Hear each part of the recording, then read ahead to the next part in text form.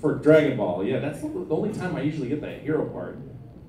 Who is your favorite villain of all time in anything? That I played? Ever? No, anything. Oh, then any villain I like. Personal favorite villain. Just in life. Just Satan. No, I'm kidding. I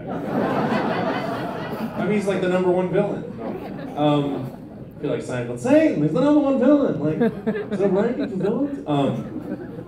Who's the #2 villain? No, I don't know. It's really hard because I'm an American, so right now, where I live, satire is now reality.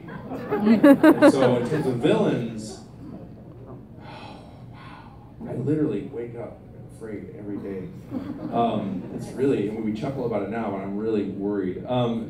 So yeah, I just other people thought I was not, maybe they're fans of Trump, but no, I'm kidding. So I don't want to make this political. God, it's so hard not to.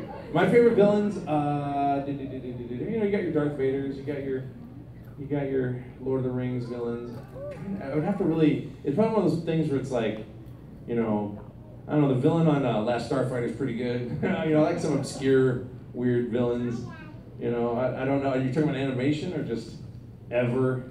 lots of people say the Joker is their favorite villain. Oh, yeah, the Joker's a good Darth one. Vader is their favorite villain of all time. Yeah, I mean, I like villains who are, you know, likable, that you have a hard time hating. And I figured that out, like, even any, like when you're watching a show, if the villain's wholly unlikable, usually the show doesn't do well. The villain has to be like somewhat appealing in some way. I like the kind of villains that are bad, but they have a good reason. Like Oh, here's a perfect example. One of the villains I really loved recently, I'm glad you said that. I really enjoyed the villain on Breaking Bad, Fring, over Walter White, even though Walter White's a fascinating character because Fring was like this noble villain. Like he had a rule set, and he wasn't trying to really screw anybody over in a mean way. He was just trying to sell drugs, which you know is bad in its own way. But he was like, there was some honor amongst those thieves, with the exception of Walter White. So I thought Fring was a fascinating, interesting villain to follow. That would be one example. That one, I don't know if it's my favorite, but that's one in recent history that I can think of that I thought was really interesting. All right, I'm trying to mix up the room. I'm trying to avoid people that have one, no offense, whoever had one. You haven't had a question yet, yeah. have you ever seen the Dragon Ball Bridge series? Oh yes, the question I was hoping that I wouldn't be asked. Thank you. Tell you what, let's see, go up to William Shatner and ask him how much he likes Star Trek Continues or Captain Picard over and over for 15 years. I'm not trying to be a jerk to you. I'm not.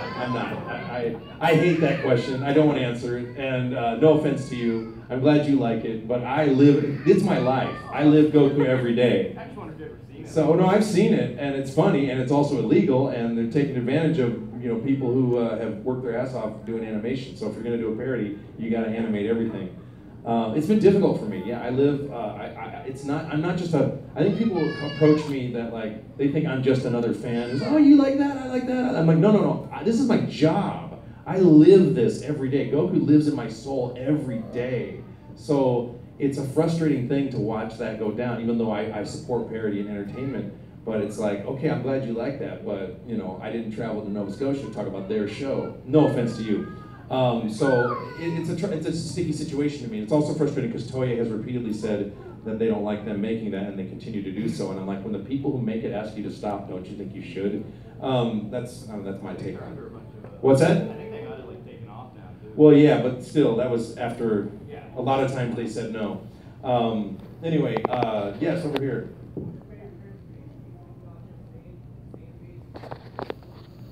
I like original Goku. I love original black-haired Goku, and I love it when he wears clothes other than his gi, other than the orange gi. So I just like it when Goku. My favorite Goku is just original. Transformations are cool and badass, but the place I live with the character is in that original space. That's flying the Nimbus cloud, being happy-go-lucky, running around with a power pole, etc., etc. So yes, this guy over here, yes. After this is said and done, when you work with this over there, do you think you're inspired? I'm sorry, I can't hear you very well. Okay, after this is said and done, when it winds down, do you have something that you're inspired in the back of your mind that you could make a show like, I can capitalize on this, make something even more grand? Oh, you're talking about making my own show? Yeah, something like wider, that just is huge. You know, like it's like a firework. Wow, you know that. Well, I have not. I mean, I've always wanted to do. A couple of years ago, I had an idea for a cartoon based on my friend Willie, who used to play trumpet for Toby Keith.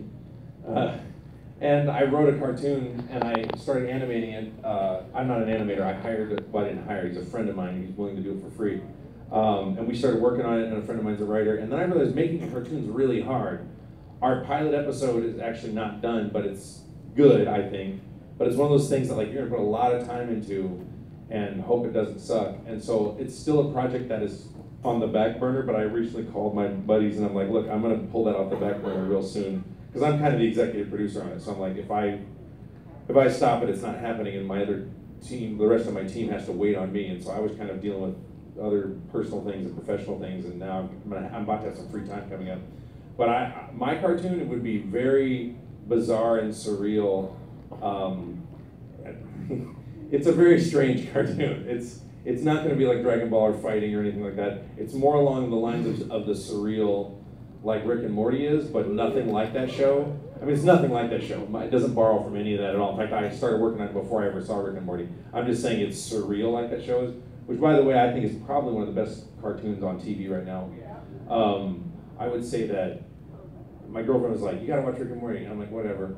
And then I finally watched it, and the thing that impressed me the most about it, more so than the fact that it's a great show, even though it's probably one of the best, I think it's probably the best cartoon on TV right now, other than Dragon Ball Super, which they pay me to say that. No.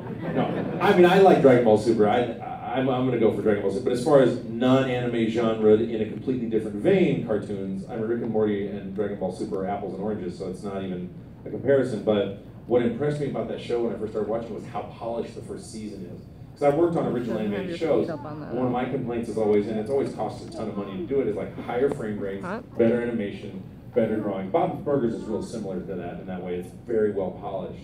And I really feel like all animation should be that polished when you're going to release it. I don't like to see it where it's like first season's kind of sloppy, and they finally get some money, and they go, oh, season 2, and then they don't go back and do season 1. I'm like, just polish it. And I know that's expensive and difficult to do, but that's what blew me away about Rick and how well it's written. Like, I'm just really impressed with. There's not really any holes in that show. Like, it's that tight to me. So I would love to be a part of that show in some way. I don't know if I've had a Rick and Morty audition yet or not. I think I did early on, and I didn't get the part. Yes, this guy over here.